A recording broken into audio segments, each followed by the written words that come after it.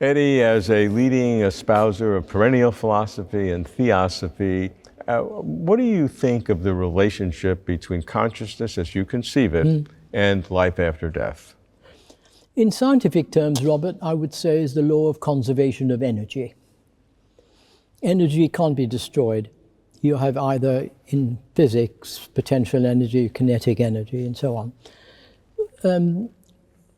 In terms of material science, still as an analogy, H2O presents as ice, water, steam, superheat. It's still H2O. So in terms of the after-death consciousness, which is now gaining a huge amount of traction thanks to all the studies of near-death experiences. And Christoph Koch was the latest one to talk about his near-death experience, I think. The best way to look at it, or the easiest, is I have a two-piece suit.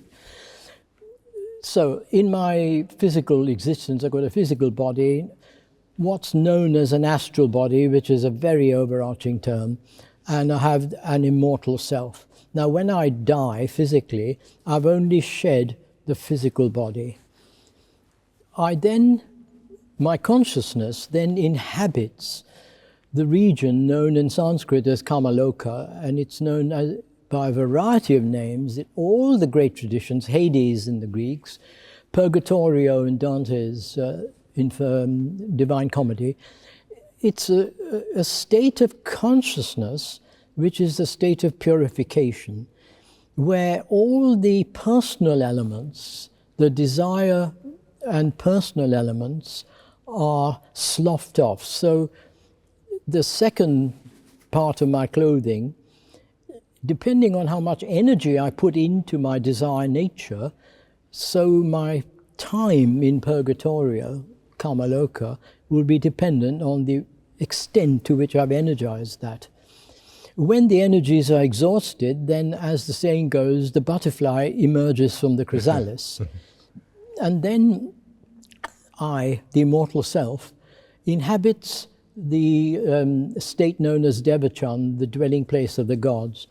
Heaven is a very imperfect term. It's not everlasting. Devachan is a state where the spiritual aspirations, nothing of the personal self has any relevance.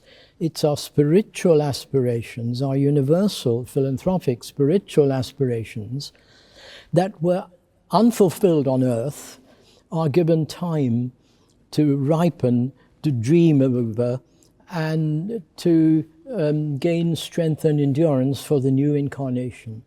And what draws us into incarnation are two things known as tanha, the desire for material existence, and trishna, not just material existence or sentient existence, but familiar surroundings that we knew in our past lives. People, places, scores that need to be settled, unrequited love. Why did I fall in love with her? I never knew her before. Well, there are reasons.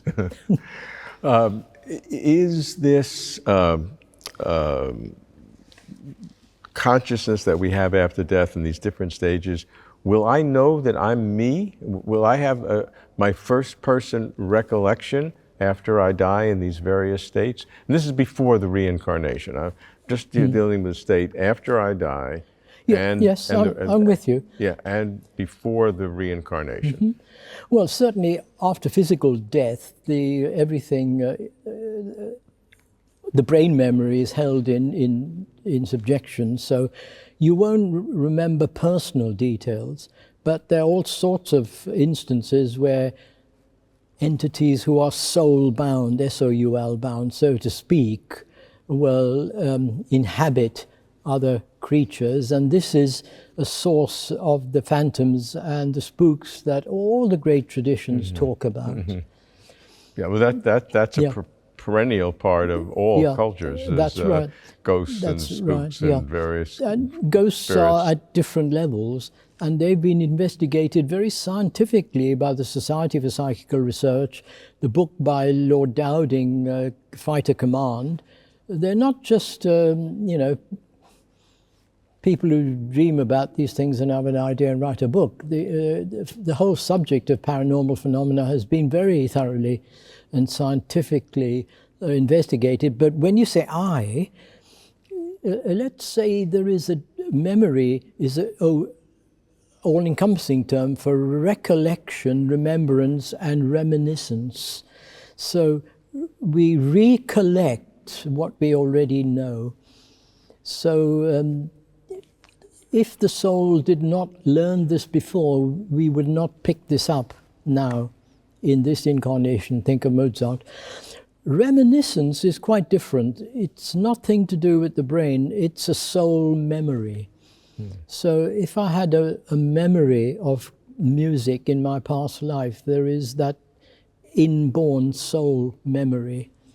But when we're in a when we have a reincarnation, you don't remember your past life. I mean, sometimes there are stories, you have little memories here and there, but you really don't know that you're that person. I mean, if I had a past life, I have no idea of it. I've never had that experience. Well, thank goodness you don't. Yeah. Because if you were bankrupt now, you don't want to know all the ins and outs. You just want to know the results of your action. So nature